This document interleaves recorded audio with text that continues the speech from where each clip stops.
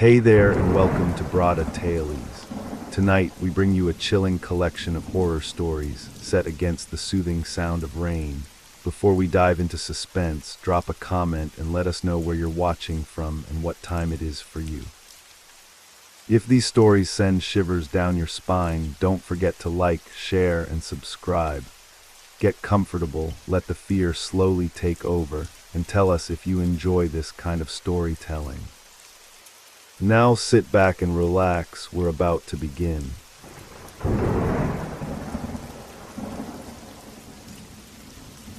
I could feel them, the weight of their presence, their silence lurking in the shadows of the subway train. The passengers, they weren't all just people. I stepped onto the subway car, trying to shake off the weight of the long day. The city was still buzzing outside, cars honking, lights flashing, but inside the train, everything was too still. Too quiet. The air felt heavy, like something was pressing against my chest, making it harder to breathe. I found an empty seat near the corner. The train jerked forward, its squeaky wheels cutting through the silence, the only sound in the otherwise hushed carriage. I glanced around. Everyone else sat still, unmoving. Their faces were pale, eyes distant. A few looked asleep, but there was something off about them. Something wrong. I could feel it in my gut. The hair on the back of my neck stood up, but I told myself it was nothing. Just a normal subway ride. Nothing to fear. I looked out the window, watching the blurry lights of the stations flicker past. The train moved deeper into the underground, further away from the noise of the city above. The deeper you go, the more silent it becomes. But then there it was again. On shift, a subtle change in the atmosphere. A sound. A rustling, dissolved at first, like someone shifting in their seat. But no one moved. No one even blinked. I tried to shake it off. Maybe it was the air conditioning or the sound of the train's old parts groaning. But then there was a sharp, distinct sound. A soft scrape on the floor. Not like shoes, but something dragging. Something heavier.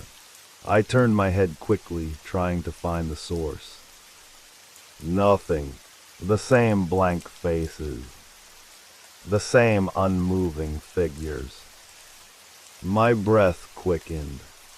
I wasn't imagining it. Something was here.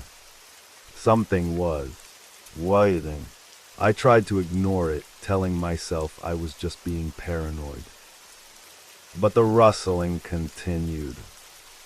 It was closer now, and the air felt colder, too. I glanced around, trying not to make it obvious. There in the far corner, I saw something flicker. A shadow, a silhouette. It didn't belong. No one else seemed to notice. I swallowed hard. Maybe it was just my mind playing tricks on me. Maybe it was exhaustion or the darkness of the underground playing with my senses. But the feeling of being watched was growing stronger. I shifted in my seat, trying to act normal, but the hairs on my arms were standing up now. I couldn't stop the growing sense of dread. And then a voice, a soft whisper, just behind me. You're not alone. I froze. The voice wasn't loud, but it was clear. It wasn't from anyone around me. It came from somewhere else, from the space between reality and whatever else was lurking here in the dark. I turned quickly, scanning the other passengers, but no one moved. Their eyes were locked ahead, their faces unreadable, as though nothing was happening. But I knew better. I wasn't imagining this. Something was wrong. Something was here.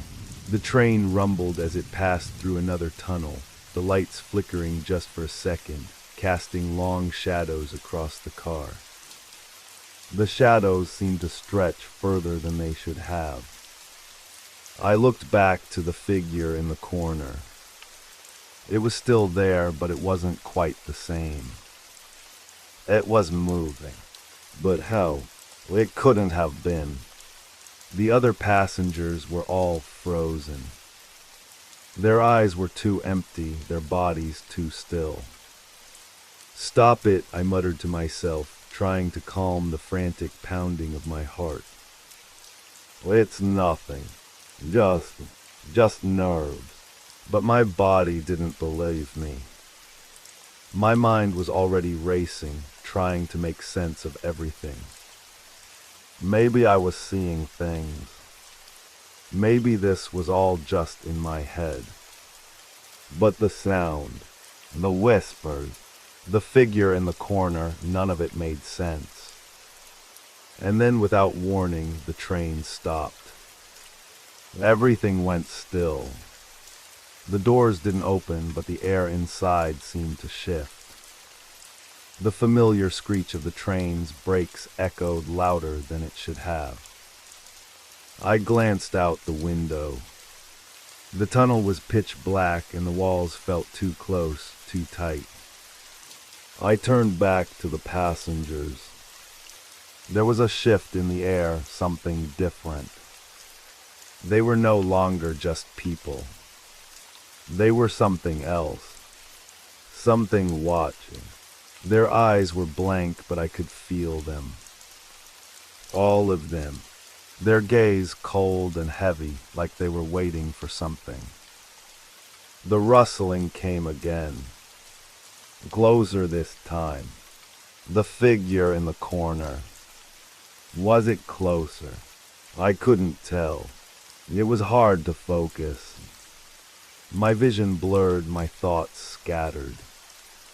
It felt like the walls of the train were closing in.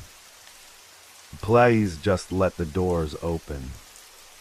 Let me out," I whispered to myself. But the train didn't move.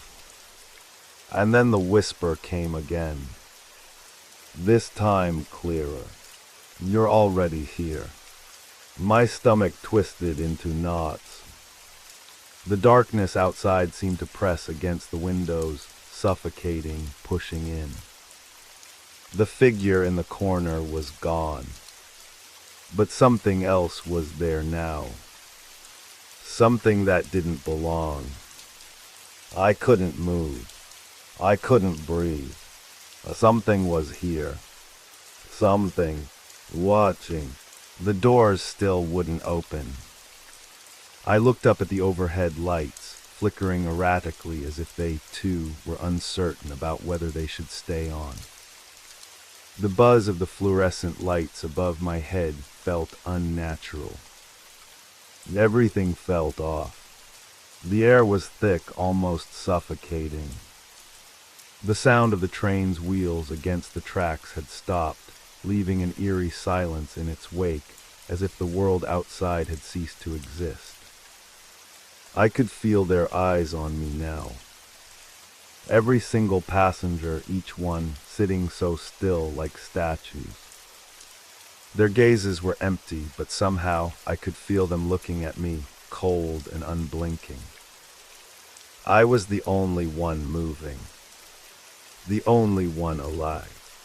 "Get a grip," I muttered under my breath. "It's all in your head." But it was. It couldn't be. The whisper, "You're already here," kept echoing in my ears over and over like a broken record. It wasn't a voice I recognized, but it didn't matter. The message was clear. I had somehow crossed a line. The moment the train had stopped, I had entered a place I didn't belong. I glanced down at my hands. They were trembling. Sweat was starting to bead on my forehead and my chest was tight. I could barely breathe. I had to leave this place. I had to get out. I forced myself to stand, my legs unsteady beneath me. The ground felt too solid, too unyielding, as though the train had become an extension of the darkness around me. I had to move. I didn't know where I was going, but I had to keep going. I took a few slow steps down the aisle, trying to make my way toward the doors. But as I moved, something else moved with me. A shadow. Just out of the corner of my eye, it shifted. The shadows on the walls had always been there, but now they were stretching and warping in unnatural ways. Like they were retching, waiting. I stopped in my tracks, frozen. The shadow hadn't moved like a normal shadow. It had followed me. The silence was unbearable. My breath was too loud in my ears. Each footstep felt like a drumbeat.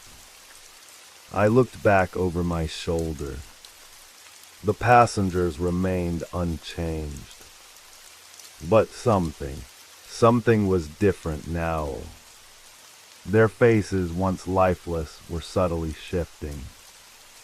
I wasn't sure if I was imagining it, but their expressions seemed to flicker between calm detachment and something darker.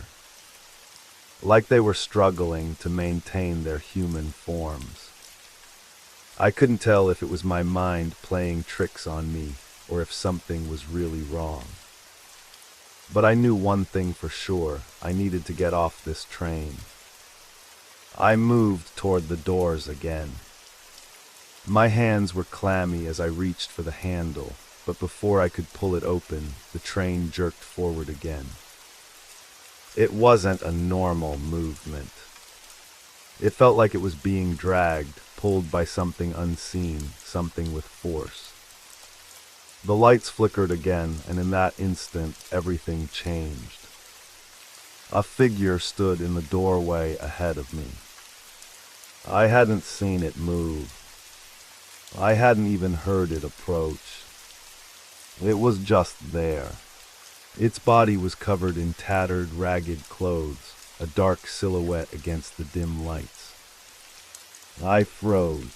The face was pale, unnaturally so. Its eyes were wide open, the pupils too large, too black. Its mouth was twisted into a grin that didn't belong to any human being I had ever seen. It was smiling at me, but not with any warmth.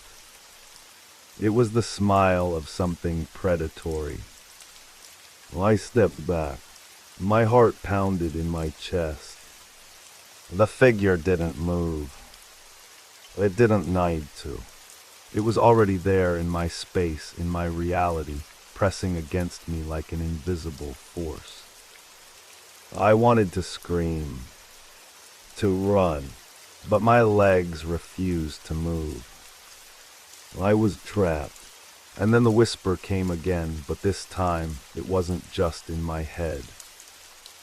Don't look away. I couldn't help it. My eyes were locked on the figure. My pulse was racing, blood roaring in my ears.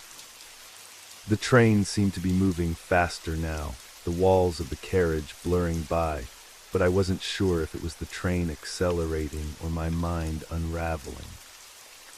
I opened my mouth to scream, but no sound came out.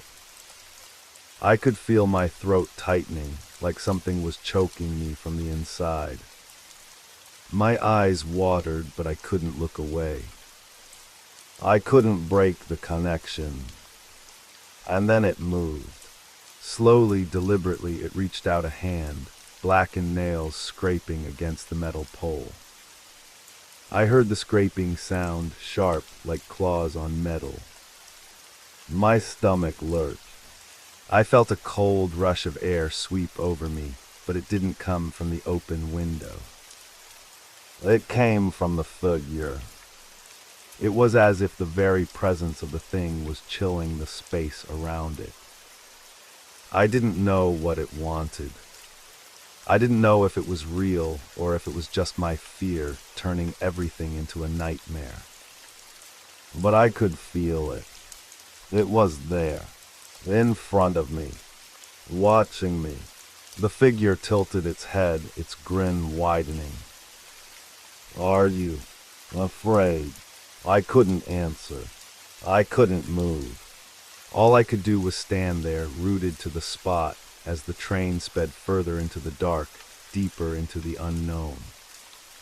I had no way of knowing how long I stood there, but it felt like an eternity. Time seemed to slow, like the train was moving in a dream. The shadow behind me, the one I had felt earlier, was growing larger. It was closing in, pushing me forward, urging me toward the figure. There was no escape, no way to hide. It was all around me now. And then the lights went out. A complete darkness. The figure was still there. I could feel it. I could hear it.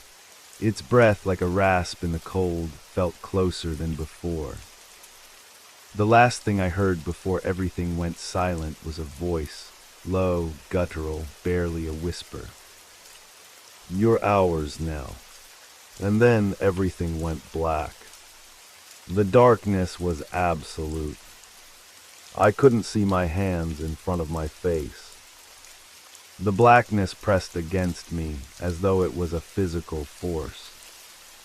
The air was thick, damp, cold. I could hear my breath quick, shallow, and my heart thudding painfully in my chest. It felt like it was echoing through the whole train, bouncing off the walls, louder than the silence around me. The voice, I could still hear it in my head. "You're ours now." But, what? I wasn't sure if it was real or if my mind was playing tricks on me. It had to be a trick. Nothing like this could be happening. Nothing like this could be real. But I could feel it. The cold, the present. Something was here. I wasn't alone. I could sense the weight of the air around me, thicker than before, pressing down on my chest. I had to get out of this train. I had to find the doors. Find a way to escape. I took a step forward, my feet scraping across the floor. The noise felt deafening in the silence. I reached out, my hand trembling, but there was nothing. No door, no handles, no walls. Just endless space, like I was standing in the middle of an abyss. A void. Stay calm. Stay calm. My own thoughts were a lifeline. I needed to focus. I needed to think. I had to. Suddenly I felt something touch my arm. I froze. It wasn't a brush or a tap. It was a firm grip. Cold fingers wrapping around my wrist like they were made of ice. The touch was unnatural, too cold, too hard, like they didn't belong to a human. I gasped, but my breath was cut off before I could make a sound. The grip tightened, pulling me, dragging me. I stumbled, trying to pull away, but it was like trying to escape from steel. The coldness was seeping into my skin, spreading through my body. My vision blurred, my thoughts clouding. "Let go," I whispered, my voice hoarse, but the grip only tightened. The fingers dug into my skin, the nails scratching painfully against my flesh. It wasn't just a touch, it was an invasion. "A force. Please play." But the voice came again, the one from before. "Low. Hollow. We can't let you go. I twisted in the darkness, trying to break free. My body was moving on instinct now, panic, adrenaline coursing through me. I kicked, I pulled, I twisted, but the grip didn't loosen. I felt myself being dragged backward, away from where I had been standing. My heart was pounding faster, a frantic rhythm that matched the pounding in my ears. My breath was ragged, panicked. I heard the scrape of nails on metal again. And then the train jolted, like it was moving, but in a way that didn't make sense. The metal squealed, a screech that reverberated through the darkness. I felt myself pulled further into the pitch-black void, but I had no idea where I was going.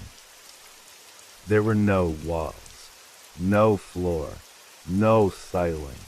It was just emptiness. The grip on my arm was still there, but now it wasn't just one hand. There were others. I could feel them all around me. Cold, clammy, sharp.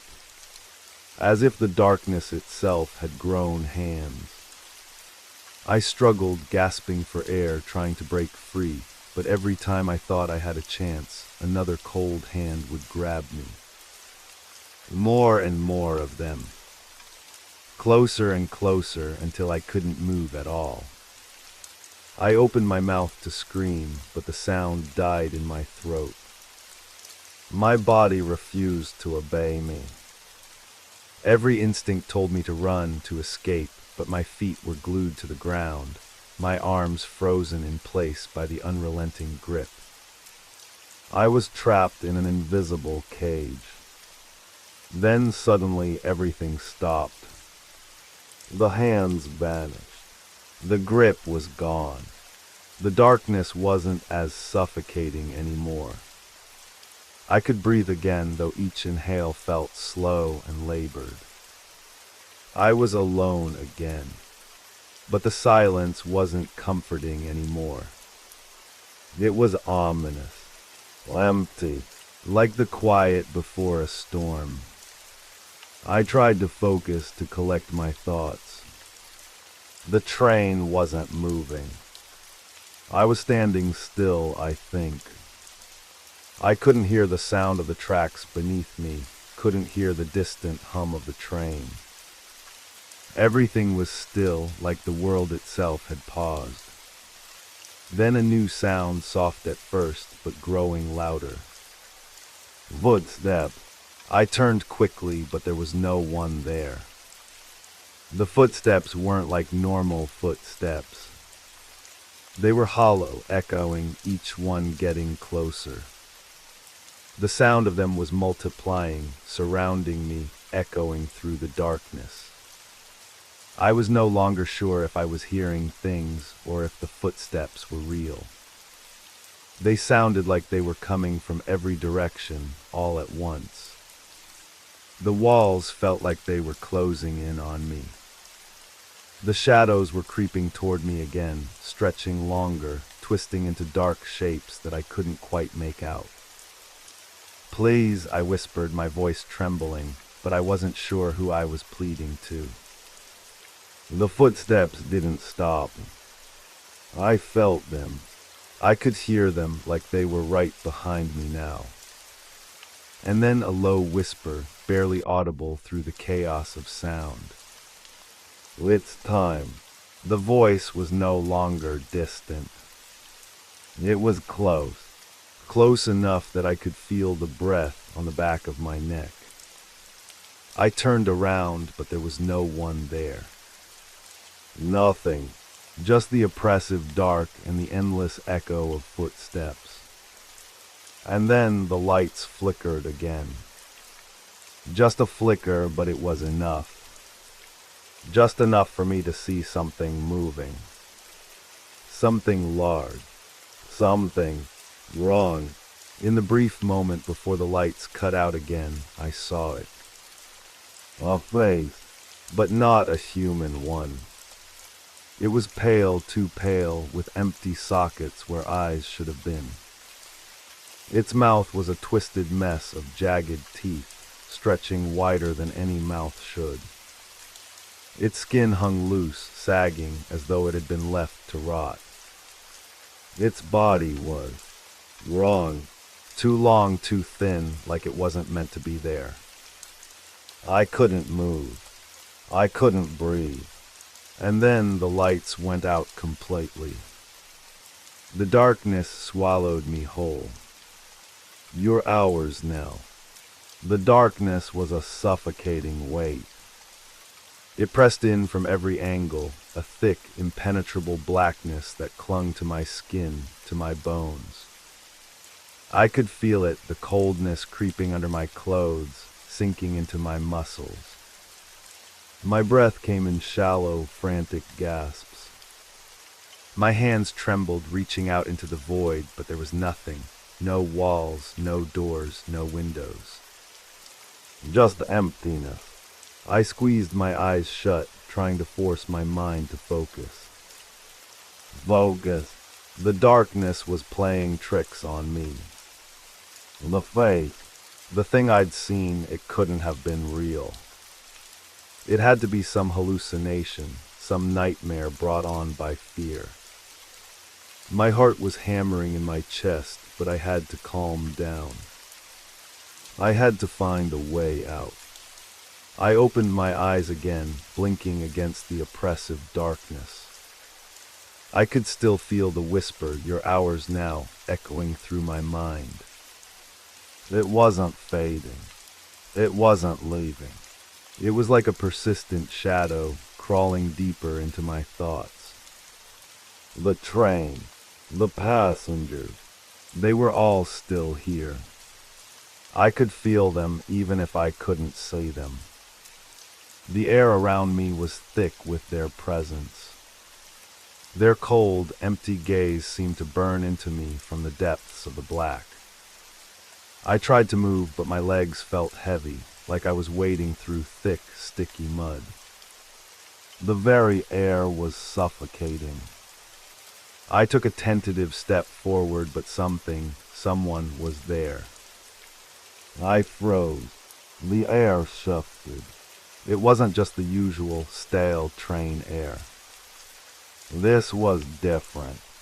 It was unnatural, cold and wet, like I was suddenly drowning in it.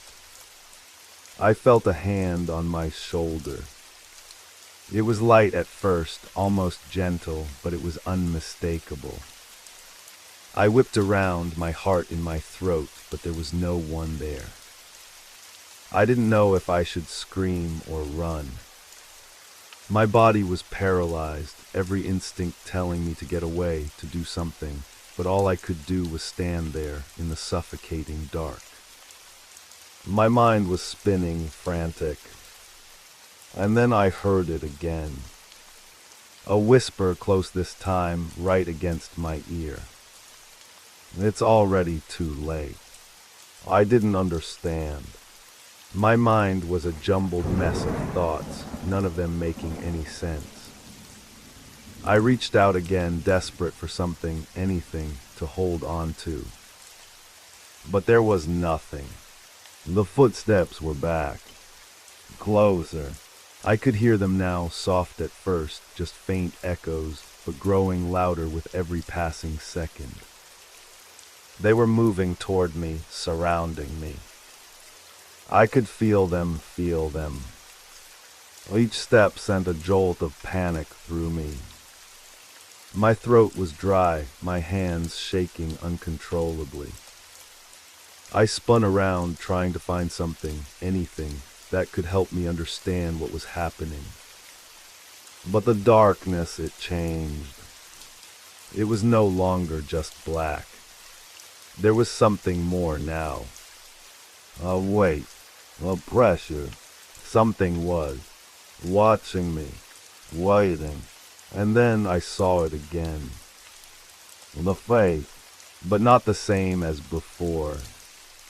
This time it wasn't just a flash, a glimpse between the flickers of the lights.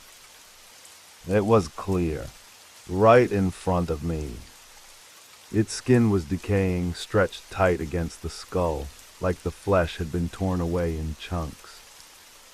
Its eyes, hollow, sunken deep into the sockets, stared at me with that same empty hunger. Its mouth was wide, too wide, splitting its face open, filled with jagged teeth. The thing was right in front of me, smiling. I gasped, stumbling back, but it didn't move. It just stood there, its grin widening, the hollow, gaping mouth opening wider.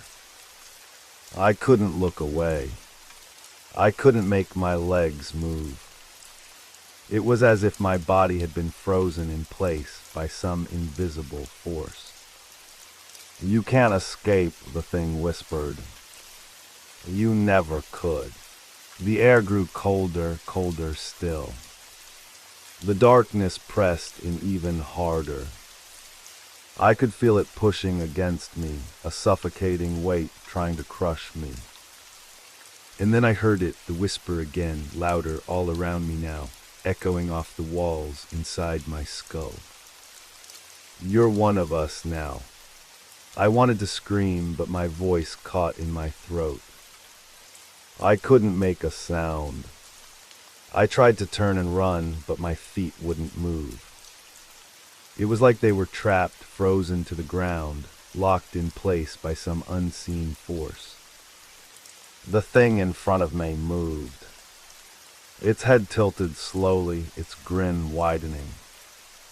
It reached toward me, its bony fingers stretching out, slow and deliberate. Each movement was deliberate, calculated, like it was savoring my fear. The cold was unbearable.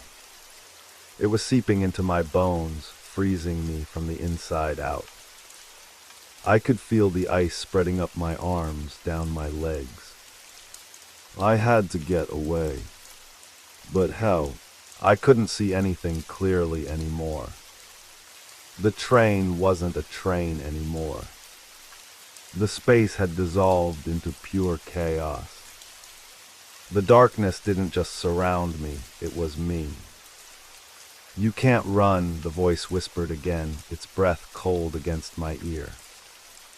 I snapped my head to the side, but there was nothing there. Just the cold darkness. Just the emptiness. "We're waiting for you." The voice didn't sound like one person. It was many voices, layered together, rising and falling in a chorus of whispers. Some were deep, some shrill, but all of them were chilling. And then everything stopped. The footsteps, the whispers, the cold. I couldn't tell if I was breathing anymore. The air felt thick and tight, like it was strangling me. I strained to hear something, anything. But the silence was deafening. Suddenly the lights flickered. Once, twice, and then they stayed on.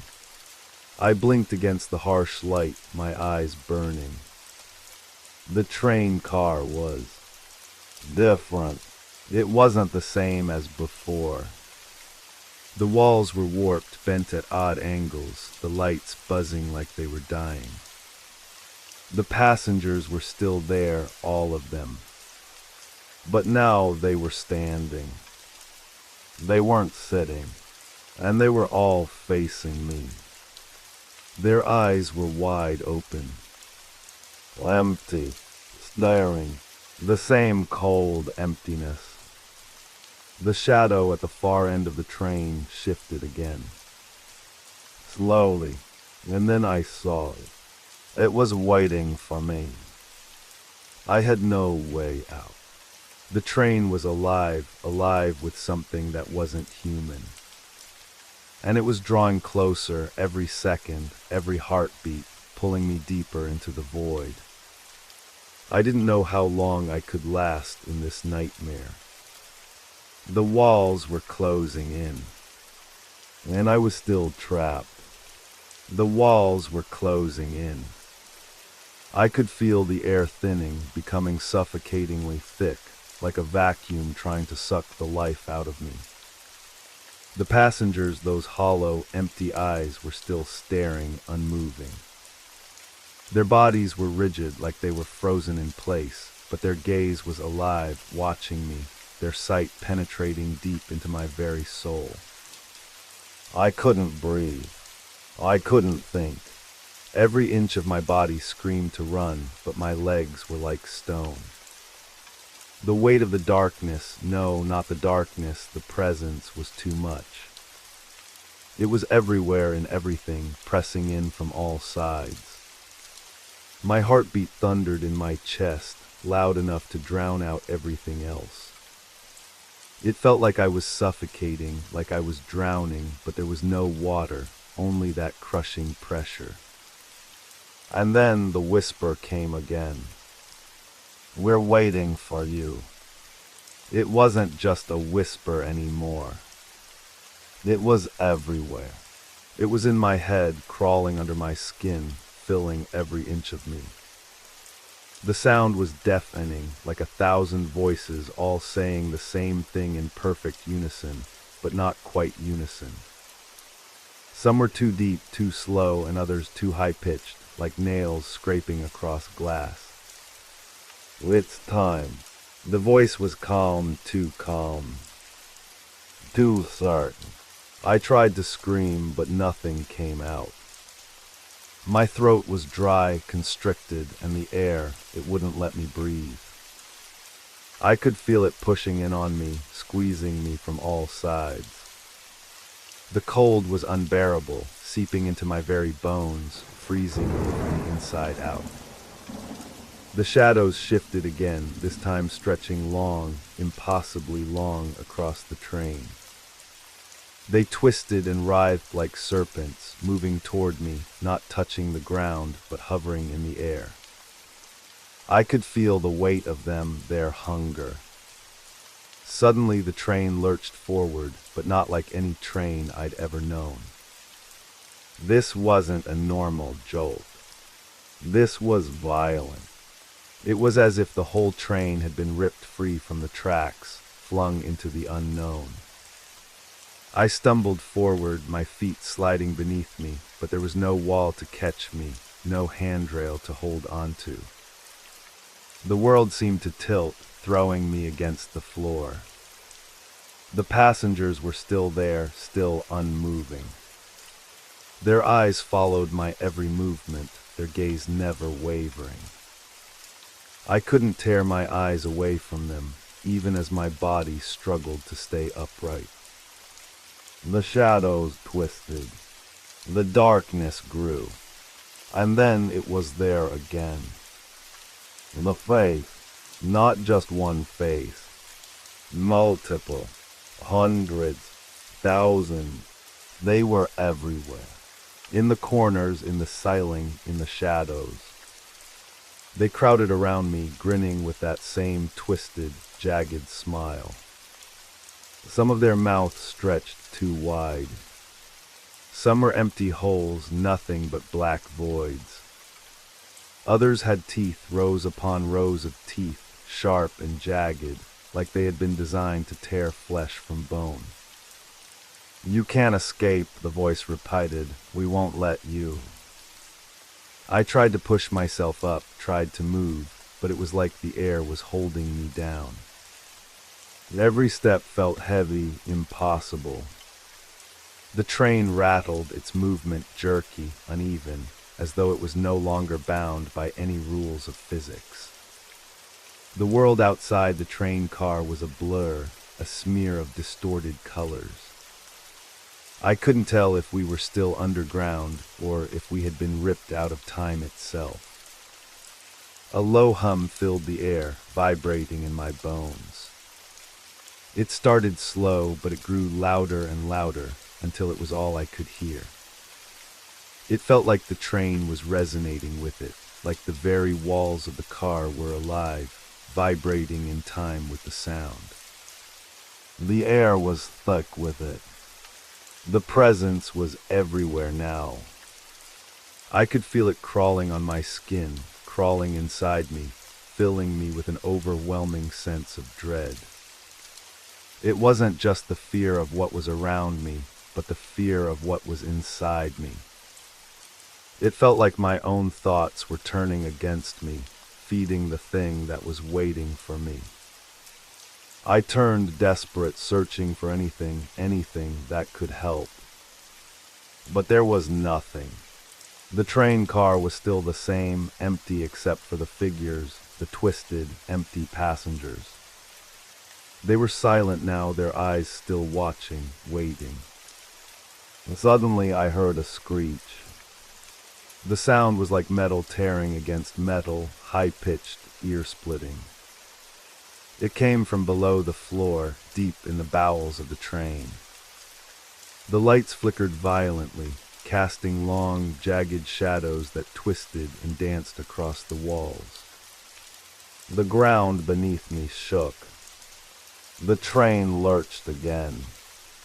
This time I lost my footing completely, falling hard against the floor.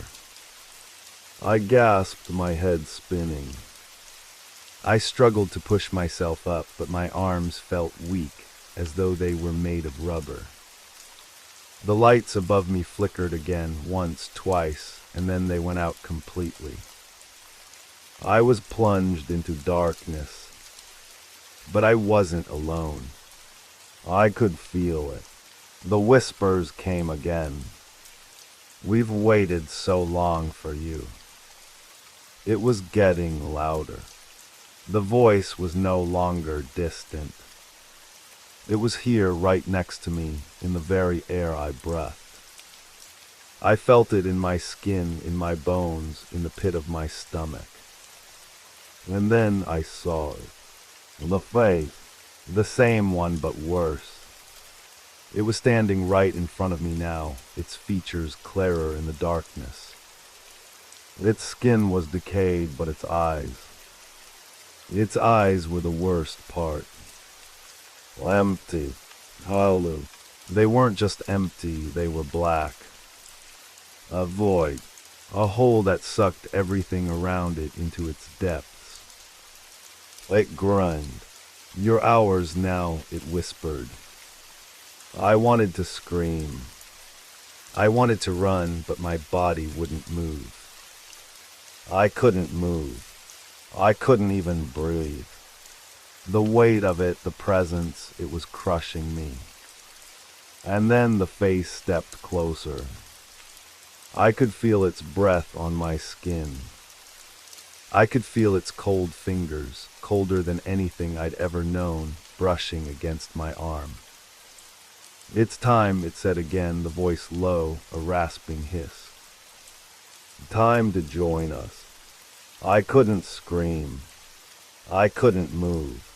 My body was frozen. My mind was frozen. There was only the darkness. The face. The cold, the darkness was all-consuming. And then, nothing. The world went black.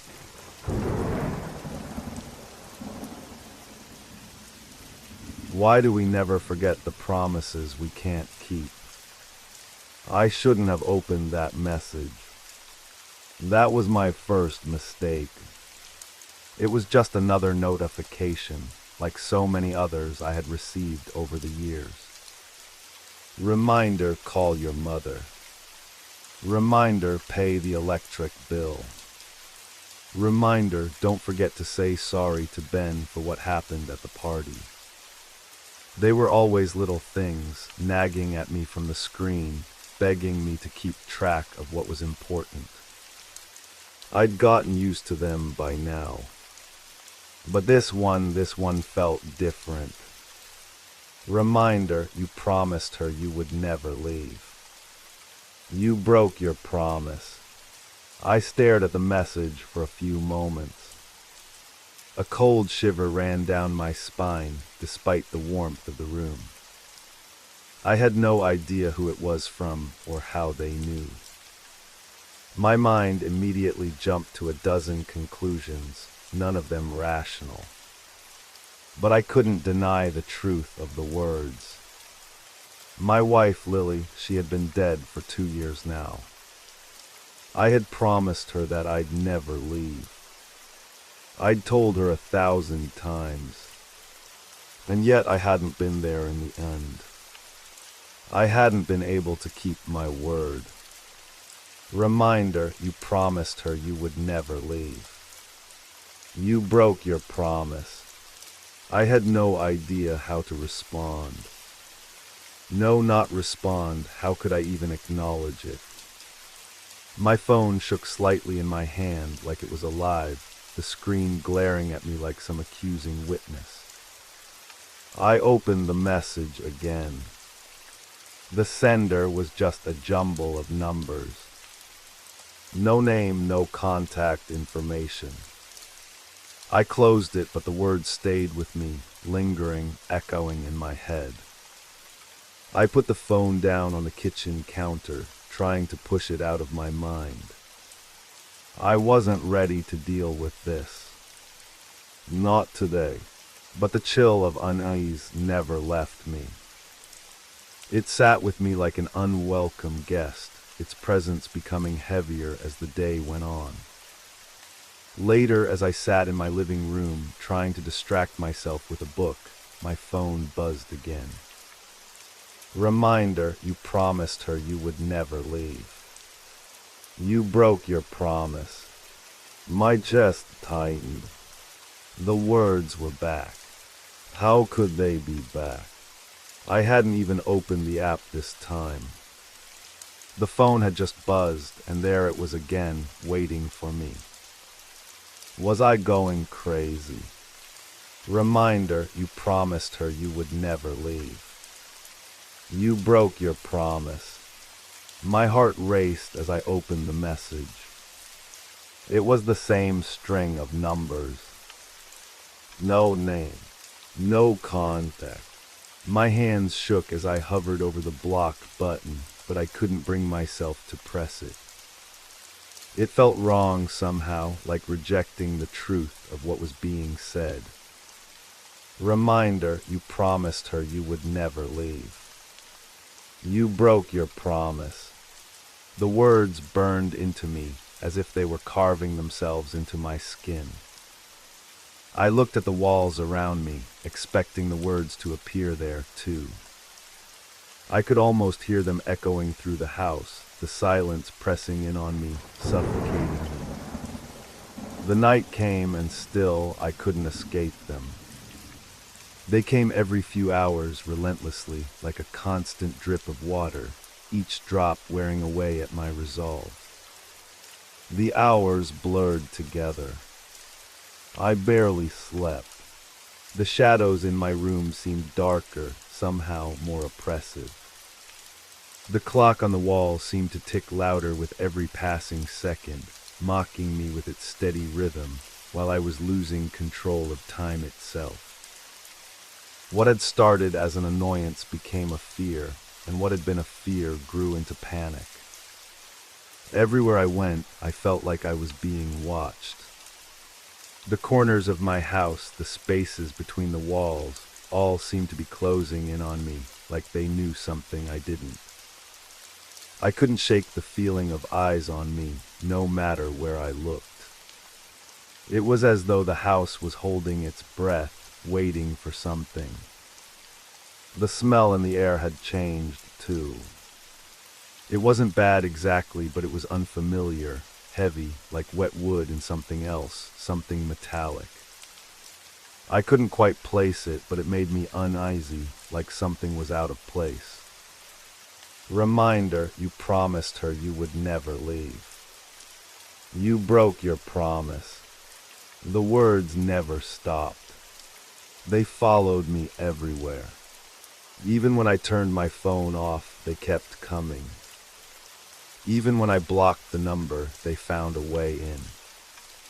I couldn't escape them, no matter how hard I tried. And then late one night, I received a new notification. Reminder, she's still waiting for you. I froze. I hadn't told anyone about the messages. No one knew about them except Lily. The hairs on the back of my neck stood on end as I read the message. My fingers trembled as I swiped to open it, only to find another string of numbers. But this time the message was different. It was more personal, more intimate. It was as though someone was standing right behind me, whispering in my ear, reminding me of all my failures, of every promise I had broken. My stomach churned. The words in the message weren't just an accusation, they were a threat. A warning. She's still waiting for you. I didn't know what that meant, but I knew one thing: I was running out of time. The walls of my home began to feel like a cage, the air closing in around me with every breath I took. I had to get out.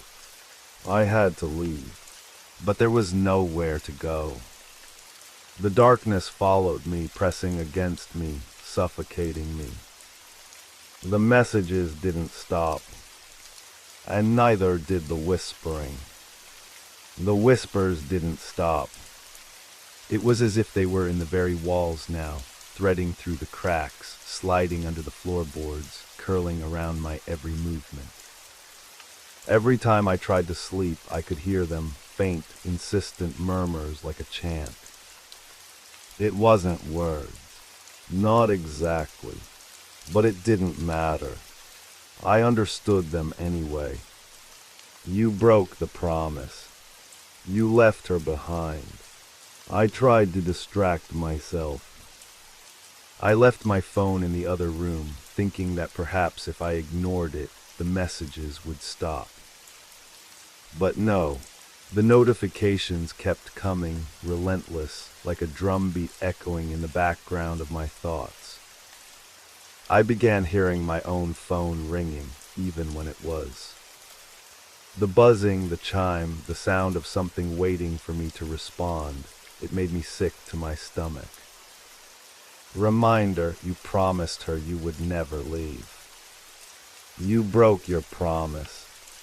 The words taunted me, invaded my mind. I couldn't focus. I couldn't think.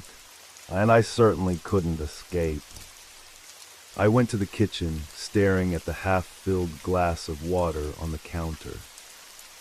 The droplets on the side of the glass glistened like tears, the reflections of the room distorting unnaturally. Something in the room was off, like the light was bending in ways it shouldn't. I shook my head, trying to clear the fog of paranoia that seemed to be settling over me.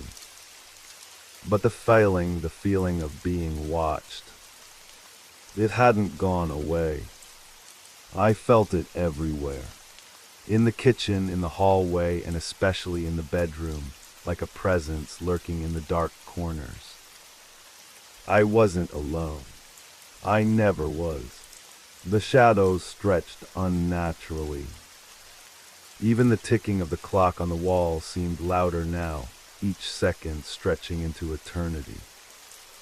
I couldn't shake the feeling that something was waiting for me to slip up, for me to give in. Every inch of the house felt suffocating. I tried to turn on the television to drown out the silence. The screen flickered as it powered up, but the picture remained distorted for a moment, like it was struggling to find the right frequency. Then a sudden crackling sound came through the speakers. Reminder, you promised her you would never leave. You broke your promise. The voice was different this time. It was louder, more insistent. It wasn't a text. It wasn't a notification. It was real, coming from the television, the air around me vibrating with it. I turned it off immediately, but the words echoed in my mind, louder than ever. I couldn't take it anymore. I grabbed my phone. It had been silent for hours, but I felt a strange urgency. I opened my messages. There, as expected, was the same string of numbers. I clicked on it without thinking. Reminder, she's still waiting for you. My breath caught in my throat. That was new. She had been dead for 2 years. 2 years. And yet the messages kept coming. The same words. The same promises. The same guilt. But this new message, she's still waiting for you, felt like a warning. A call to action. A pull I couldn't explain. I had to do something. I had to make this stop. I opened the contact info for the strange number, but there was nothing there. Just a void. A blank space that made me feel sick. I tried calling it, but the call wouldn't connect. Nothing worked. I couldn't reach the sender. It felt as though the number was mocking me, remaining just out of reach, like the truth I was afraid to face. I shut the phone off, desperate to stop the cycle. It didn't help. The shadows in the corner of the room began to move. At first, I thought it was just my mind playing tricks. But as I looked closer, I saw the outline of something or someone hovering in the dim light. My heart pounded in my chest. It was impossible. I knew it was impossible. But the figure didn't disappear. It was there, right in the corner, standing still. "Lily," I whispered, my voice trembling. It was a stupid question. Of course it wasn't her. But who else could it be? The figure didn't respond. But it shifted. It was now closer, much closer. I could make out the contours of a figure, long hair, the shape of a face. A faint glimmer of something like eyes. But it wasn't her. I knew it was. But the message, she's still waiting for you. I couldn't breathe. My chest felt tight. I had to get out of here. I turned and rushed for the door, my feet stumbling as I fumbled for the handle. But when I tried to open it, it wouldn't budge. The door was locked. It wasn't locked when I came in. I would have remembered that. Reminder, you promised her you would never leave. You broke your promise. The voice wasn't coming from the television anymore. It was in the room. It was coming from inside my head, echoing off the walls, echoing off my own thoughts. The air was thick, suffocating, like something was pressing in on me from all sides. I looked back at the corner. The figure was closer now. There were no eyes, only shadows, but I could feel its gaze on me. I felt its presence, cold, unsettling, wrong. I couldn't move. My body was frozen. My mind was trapped. Reminder, you promised her you would never leave. The figure stepped forward, but I couldn't look away. It was almost like it was drawing me in, pulling me toward it with a force I couldn't resist. "Please," I whispered, my voice weak, barely audible. "Please no more." But the figure didn't stop. It came closer still, until I could feel its presence right next to me. I could smell it now, an odd metallic scent, like old paper or rusted iron. The air felt cold. It felt like death itself was standing beside me. And then the whisper came again, but this time it was no longer a message. This time it was a question. Why did you live? The room spun around me, my legs giving way beneath me. I collapsed to the floor, my vision blurring as the room seemed to grow darker, colder. And then the voice, the message, everything disappeared. I was left alone in the darkness, surrounded by the echoes of my own guilt. I woke up on the floor, my face pressed against the cold wood.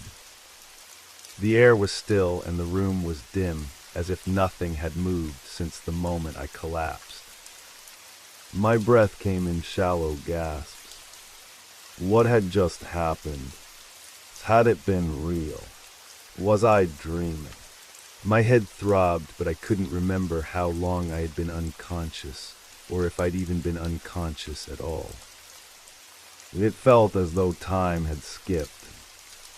The phone was still in my hand, but I hadn't remembered grabbing it. I stared at the screen. A new message.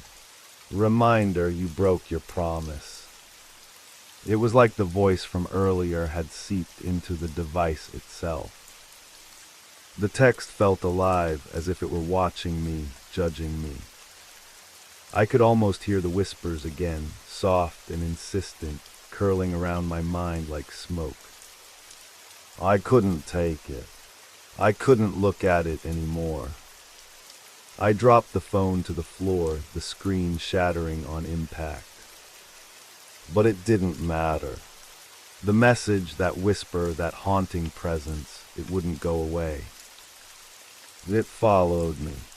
I stood up slowly, my legs shaking as I made my way to the living room. I needed to leave. The house was no longer a sanctuary. The walls, the very space I once thought of as safe, now felt alien, suffocating. But where would I go? Who would believe me? My mind raced through a million thoughts, each one darker than the last. Was I losing my grip on reality? You broke your promise. It echoed again, louder this time. The words sliced through my thoughts like a knife. I reached the front door. I turned the knob. It didn't budge. I pulled harder, but it was locked. The cold, metallic handle slipped from my hand as though it had no intention of releasing me. Panic clawed at my throat. I spun around looking for an escape, but all I saw were the shadows in the corners, the faint flickers of movement from the edge of my vision. The whispers were everywhere now. Not just in my mind. I could hear them in the walls, in the floorboards, in the very air around me. Reminder she's still waiting for you. I froze. I wasn't imagining it. The whispers were real. They weren't just memories. They were a presence. I backed away from the door, my eyes scanning the room. Something was here with me. Something in the shadows. I had seen it before, but I couldn't understand it. It stepped out of the corner, its outline barely visible in the dim light. It was the same figure, but this time it was clearer. I could see its form now. Long, slender, tall, too tall. The way it moved felt wrong, jerky, like its limbs were unnaturally long and bent in directions they shouldn't go. It was almost as if it didn't want to be seen. But now I could see it in full. Its face was obscured by a dark hood, but beneath it, beneath the shadow, I could see something. A mouth, a sharp, jagged grin. But not like a normal grin. This one was wrong. Its teeth were uneven, crooked, like they had been forced into the shape they were in, like they were never meant to be there. And the eyes, they were there, I could see them now, but they weren't eyes. They were hollow, dark voids like deep pits. No light could escape them. My heart pounded in my chest. I wanted to scream, but the sound wouldn't come. My throat felt like it was closing in on me, suffocating me. The figure took a step forward, its presence overwhelming. It didn't make a sound. Its movements were fluid, inhuman. It wasn't walking, it was gliding. I stumbled back, my back hitting the wall. I couldn't escape. There was no way out. It was as though the very space I was in had shrunk, closing in around me. The figure was everywhere. The shadows, the whispers, it was all the same thing pressing in on me. "Why did you leave?" The voice was clearer now, no longer a whisper. It was right in front of me, in my ear. I could feel its breath, cold, damp, like death itself was exhaling against my skin. "Why did you leave?" it repeated, its tone growing more insistent. My mind screamed. My body trembled. I tried to push away, but my legs wouldn't obey. I couldn't move. The figure was too close now. The air was thick with its presence. It was all-consuming. I thought of her, Lily. I hadn't been there when she needed me. I had failed her, and now it felt as though I was paying the price for it. I closed my eyes, trying to block it out. But the whispers wouldn't stop. They filled my mind, my soul, until there was nothing left but the sound of that voice, repeating its question over and over. "Why did you live?" The room began to spin, the walls warping, shifting like the space itself was collapsing. I could barely breathe. My vision blurred. Was this the end? Was I losing my mind? I couldn't tell anymore. Reminder, you promised her you would never leave. You broke your promise. The message flashed in my mind. It was never going to stop. The shadows closed in around me. I tried to scream, but the sound was lost. The world went black. I don't know how long I was out. Time had become meaningless. Seconds, minutes, hours, they all bled into one long, suffocating stretch. When I opened my eyes again, the room was unchanged, still heavy with the air that felt like it was pressing against me. But something was different. The whispers had stopped. For a fleeting moment, I thought I was alone again. But the stillness felt wrong, as if the world had paused, waiting. I slowly pushed myself off the floor, my limbs stiff, as if they'd been immobile for days. My fingers brushed against the cold, splintered surface of the shattered phone. I was in a daze, my mind struggling to process what had just happened. That thing, it was still with me. I could feel it lurking in the corners of the room, just out of sight. I could feel its presence, like a shadow pressing against my skin. The question it had asked repeated itself over and over in my head. Why did you live? I couldn't answer it. I didn't even know what it meant. I staggered toward the kitchen, my legs unsteady beneath me. My reflection in the dark window looked unfamiliar. My face was pale, my eyes wide with terror. I looked like someone who hadn't slept in weeks, who had lost everything. The silence in the house was unbearable. I wanted to break it, shatter it somehow, but the tension kept me rooted in place. I opened the refrigerator out of instinct. It didn't matter what I was looking for.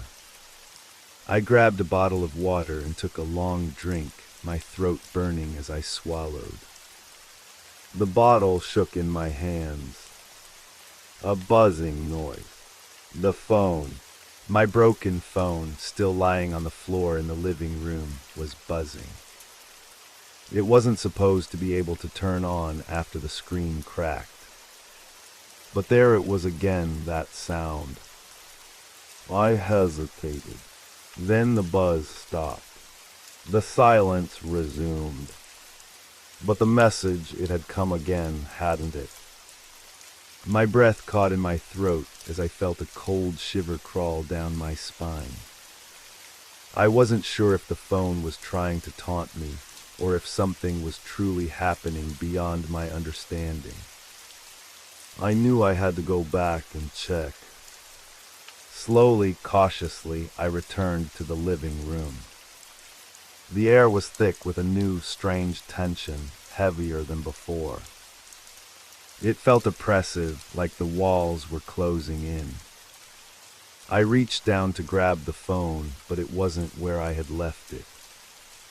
It was closer. The phone was sitting on the couch now, directly in the middle. A new message on the screen, bold and glaring. Reminder, you left her. You left her to suffer. The price must be paid. The words felt like ice creeping into my veins. My heartbeat raced as I tried to steady myself. My eyes darted around the room. The shadows seemed deeper now, more pronounced. A faint rustling sound, like fabric brushing against skin, echoed from the corner of the room. I couldn't bring myself to move. My body was frozen in place. The whispers came again, but they were different now.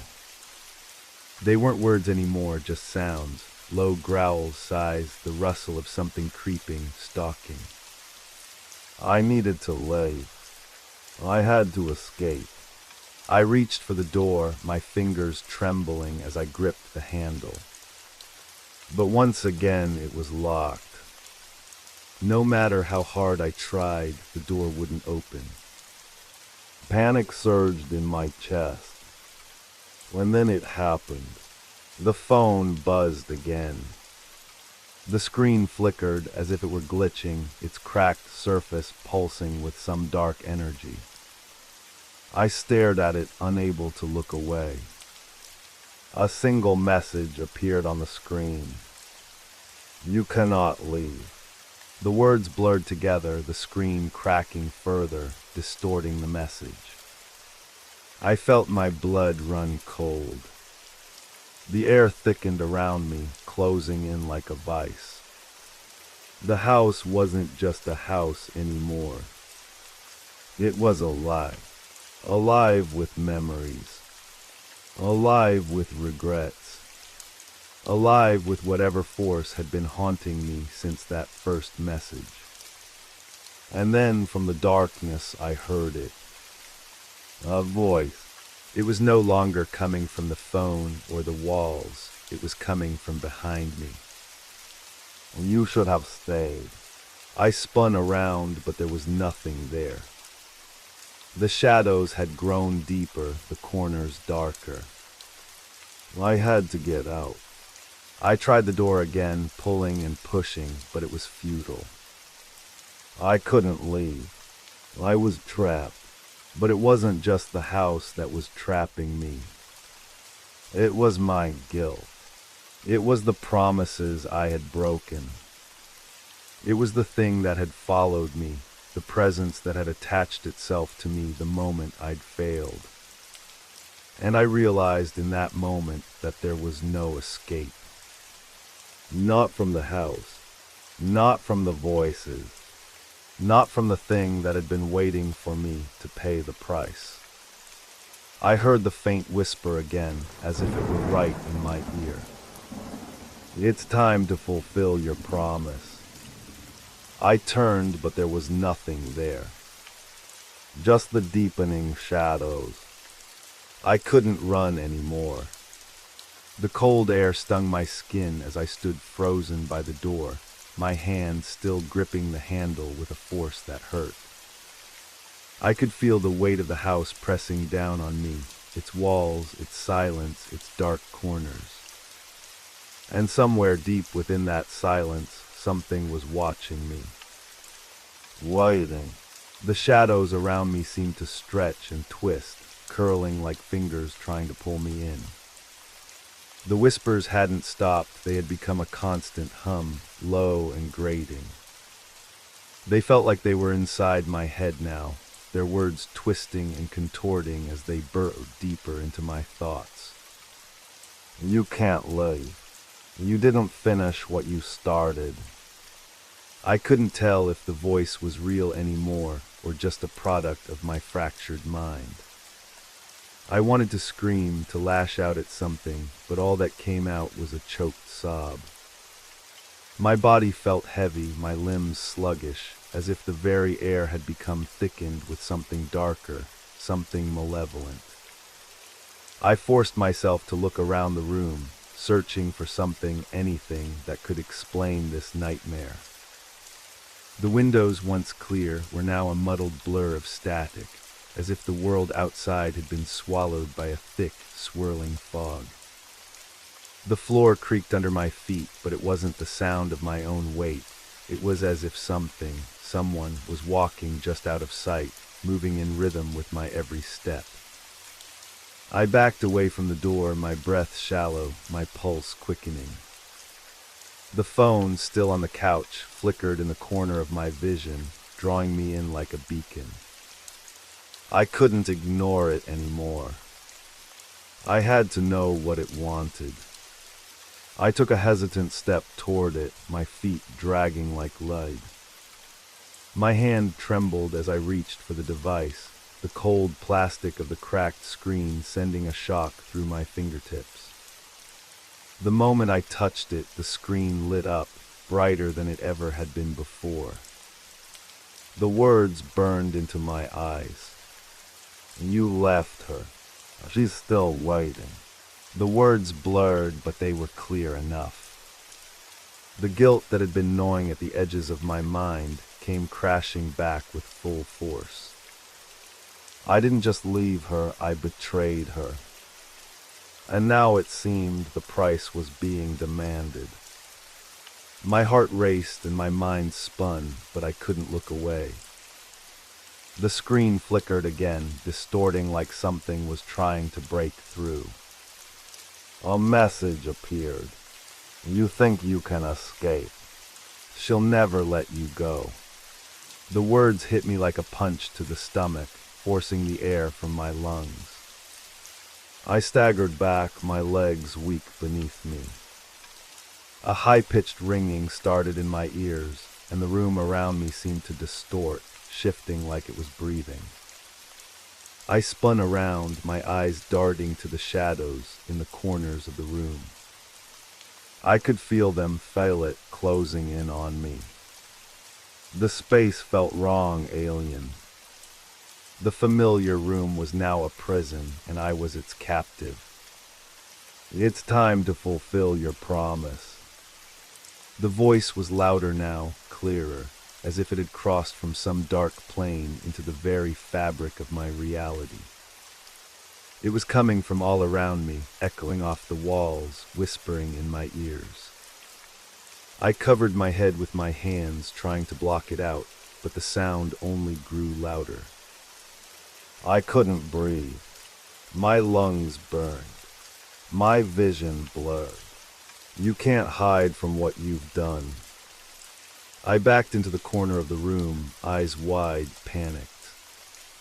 The shadows were moving now, no longer still, but shifting and twisting, taking on form.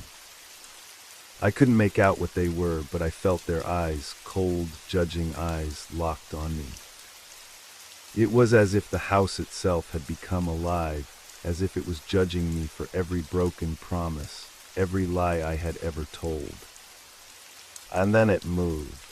The floor beneath me groaned, a heavy sound, almost like footsteps. I turned in time to see the shadow break free from the corner of the room. It wasn't just a shadow anymore. It had taken shape, a distorted form, something twisted, almost human, but not quite.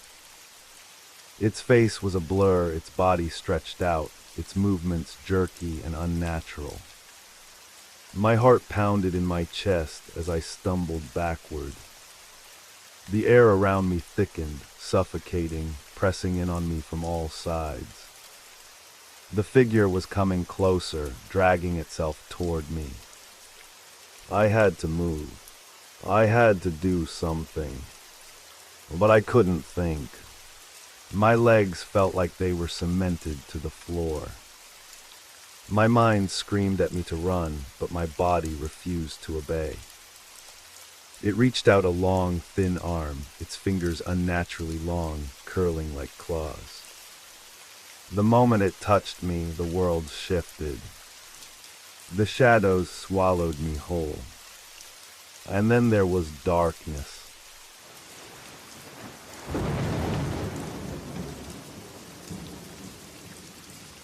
Thank you for listening till the end. I hope you were able to relax and will now get a good rest. And don't worry, new stories are already on the way for tomorrow. So don't forget to leave a like and subscribe to stay connected. Now have a good night. See you in the next episode.